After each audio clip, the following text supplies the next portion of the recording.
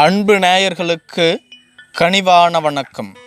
திருநெல்வேலி நாடாளுமன்ற தொகுதி தமிழகத்தில் உள்ள 39 நாடாளுமன்ற தொகுதிகளில் 38வது நாடாளுமன்ற தொகுதியாக திருநெல்வேலி நாடாளுமன்ற தொகுதி உள்ளது. இது ஒரு பொது தொகுதி ஆகும்.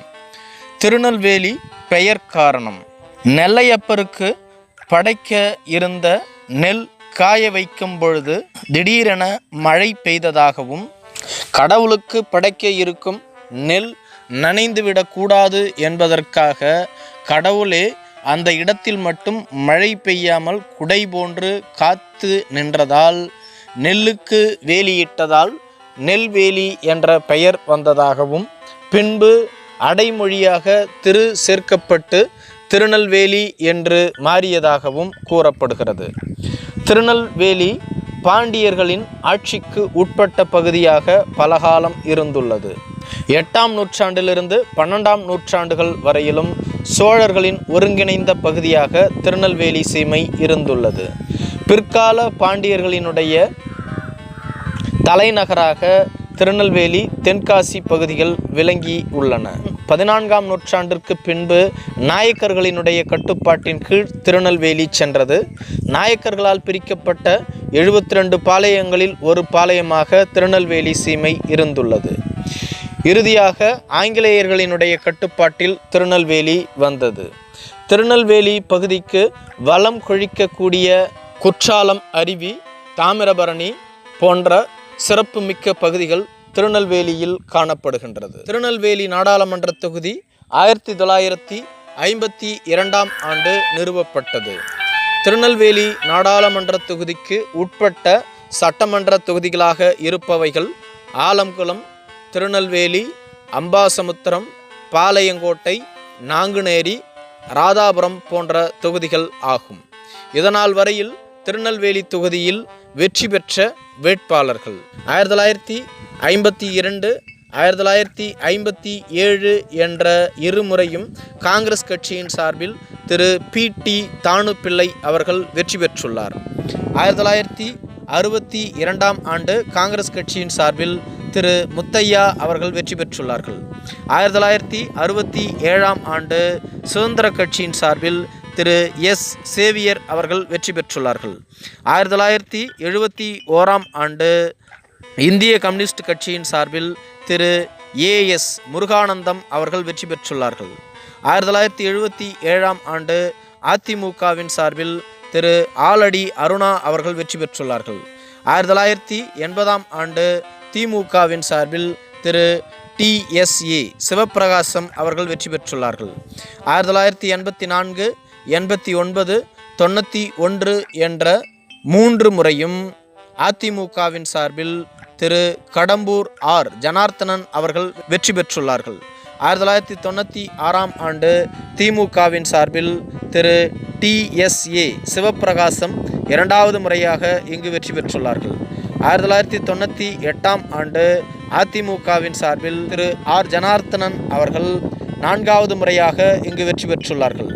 1999ஆம் ஆண்டு அதிமுகவின் சார்பில் திரு பி.எச். பாண்டியன் அவர்கள் வெற்றி பெற்றுள்ளார்கள். 2004ஆம் ஆண்டு காங்கிரஸ் கட்சியின் சார்பில் திரு ஆர். தனுஷ்கோடி ஆதித்தனார் அவர்கள் வெற்றி பெற்றுள்ளார்கள். 2009ஆம் ஆண்டு காங்கிரஸ் கட்சியின் சார்பில் திரு எஸ். ராமசுப்பு அவர்கள் வெற்றி பெற்றுள்ளார்கள். 2014ஆம் ஆண்டு அதிமுகவின் சார்பில் திரு கே.ஆர்.பி. பிரபாகரன் அவர்கள் வெற்றி பெற்றுள்ளார்கள். 2019ஆம் ஆண்டு திமுகவின் சார்பில் திரு எஸ். ஞானதிரவியம் அவர்கள் வெற்றி பெற்றுள்ளார்கள். இதுவரையிலும் 5 முறை காங்கிரஸ் கட்சியும், 5 முறை அனைத்திந்திய அண்ணா திராவிட முன்னேற்றக் கழக கட்சியும், 3 முறை திமுகவும், 1 முறை இந்திய கம்யூனிஸ்ட் கட்சியும், 1 முறை சுதந்திர கட்சியும் வெற்றி பெற்றுள்ளன. நாள் வரையிலும் இத்தொகுதியில் வெற்றி பெற்ற வேட்பாளர் மற்றும் போட்டியிட்ட வேட்பாளர்கள் அவர்கள் வாங்கிய வாக்குகள்: திமுகவின் சார்பில் இத்தொகுதியில் போட்டியிட்ட திரு எஸ். ஞானதிரவியம் அவர்கள் 5,22,993 வாக்குகளை 50.65% பெற்று வெற்றி பெற்றிருந்தார். அதிமுகவின் சார்பில் போட்டியிட்டிருந்த திரு PH மனோஜ் பாண்டியன் அவர்கள் 3,37,273 வாக்குகளை 32.66% பெற்று இரண்டாவது இடத்தை பெற்றிருந்தார். அமமுக சார்பில் இத்தொகுதியில் போட்டியிட்ட திரு மைக்கேல் ராயப்பன் அவர்கள் 62,235 வாக்குகளை 6.03% பெற்று மூன்றாவது இடத்தை பெற்றிருந்தார்.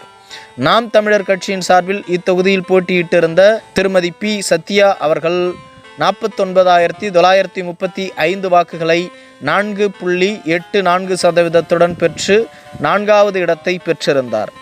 மக்கள் நீதி மய்ய கட்சியின் சார்பில் இத்தொகுதியில் போட்டியிட்டிருந்த திரு வெண்ணிமலை அவர்கள் 23,120 வாக்குகளை 2.24% பெற்று ஐந்தாவது இடத்தை பெற்றிருந்தார்.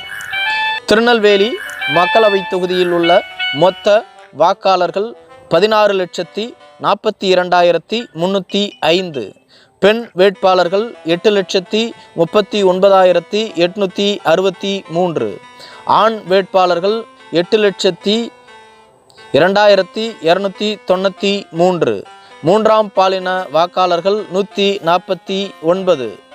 திருநெல்வேலி நாடாளுமன்ற தொகுதியின் வெற்றியை தீர்மானிக்கக்கூடிய சக்திகளாக இருப்பவர்கள் நாடார்களே ஆவார்கள். இவர்களே இங்கு கணிசமாக வாழ்ந்து வருகிறார்கள். இவர்களில் இந்துக்கள் மற்றும் கிறிஸ்துவர்கள் என உள்ளார்கள். இவர்களை அடுத்து கணிசமாக தேவேந்திரகுல வேளாளர்களும், இவர்களை தொடர்ந்து தேவர்கள், பிள்ளைகள், இஸ்லாமியர்கள், யாதவர்களும் கணிசமாக வாழ்ந்து வருகிறார்கள். திருநெல்வேலி நாடாளுமன்ற தொகுதிக்கு உட்பட்ட சட்டமன்ற தொகுதிகளில் வெற்றி பெற்ற கட்சிகள் மற்றும் அவைகளின் பலம். ஆலம்குளம் தொகுதியில் அதிமுகவின் சார்பில் திரு PH மனோஜ் பாண்டியன் அவர்கள் வெற்றி பெற்றுள்ளார்கள். இவர் தற்பொழுது OPS அணியில் உள்ளார். திருநெல்வேலி தொகுதியில் பாரதிய ஜனதா கட்சியின் திரு நயினார் நாகேந்திரன் அவர்கள் வெற்றி பெற்றுள்ளார்கள். அவர் தற்பொழுது திருநெல்வேலி மக்களவை தேர்தலிலும் போட்டியிடுகிறார். அம்பாசமுத்திரம் தொகுதியில் அதிமுக சார்பில் திரு இசக்கி சுப்பையா அவர்கள் வெற்றி பெற்றுள்ளார்கள். பாளையங்கோட்டை தொகுதியில் அதிமுக சார்பில் திரு மு. அப்துல் வஹாப் அவர்கள் வெற்றி பெற்றுள்ளார்கள். நாங்குநேரி தொகுதியில் காங்கிரஸ் கட்சியின் சார்பில் திரு ரூபி R. மனோகரன் அவர்கள் வெற்றி பெற்றுள்ளார்கள். ராதாபுரம் தொகுதியில் திமுகவின் சார்பில் திரு மு. அப்பாவு அவர்கள் வெற்றி பெற்றுள்ளார்கள். மொத்தமாக உள்ள 6 சட்டமன்ற தொகுதிகளில் 2 தொகுதிகள் அதிமுக வசமும், 2 தொகுதிகள் திமுக வசமும், 1 தொகுதி காங்கிரஸ் கட்சி வசமும், 1 தொகுதி பாரதிய ஜனதா கட்சி வசமும் உள்ளது. மொத்தமாக பார்க்கும் பொழுது இங்கு திமுகவின் பலமே அதிகமாக உள்ளது. ஏனெனில் அதிமுகவும் பாரதிய ஜனதா கட்சியும் தனித்தனியாக களம் காண்கின்றன. தற்பொழுது 2024ஆம் ஆண்டு நடைபெற உள்ள 18வது மக்களவை தேர்தலுக்கு 4 முனை போட்டி நிலவுகிறது. 4 கட்சிகளின் சார்பில் அறிவிக்கப்பட்டுள்ள வேட்பாளர்கள். ஆளும் கட்சியான திமுகவானது இத்தொகுதியை காங்கிரஸ் கட்சிக்கு ஒதுக்கியுள்ளது. காங்கிரஸ் கட்சியின் வேட்பாளராக திரு ராபர்ட் புரூஸ் அவர்கள் அறிவிக்கப்பட்டுள்ளார். இதேபோன்று எதிர்க்கட்சியான அதிமுகவானது இத்தொகுதிக்கு திருமதி ஜான்சி ராணி அவர்களை வேட்பாளராக அறிவித்துள்ளது. தேசிய கட்சியான பாரதிய ஜனதா கட்சியானது இத்தொகுதிக்கு திரு நயினார் நாகேந்திரன் அவர்களை வேட்பாளராக அறிவித்துள்ளது. இவர் திருநெல்வேலி சட்டமன்ற உறுப்பினராகவும் இருந்து வருகின்றார். நாம் தமிழர் கட்சியின் சார்பில் இத்தொகுதிக்கு திருமதி ப. சத்யா அவர்கள் அறிவிக்கப்பட்டுள்ளார்.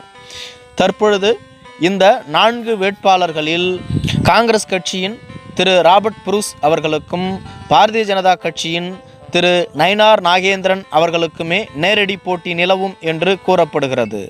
அதிமுக சார்பில் அறிவிக்கப்பட்டுள்ள ஜான்சி ராணி எனும் வேட்பாளருக்கு இங்கு அதிக அளவு செல்வாக்கு இல்லை என்று கூறப்படுகிறது. இருப்பினும் எதிர்க்கட்சி என்பதனால் கணிசமான வாக்குகளை அதிமுக பிரிக்கும் என்று கூறப்படுகிறது.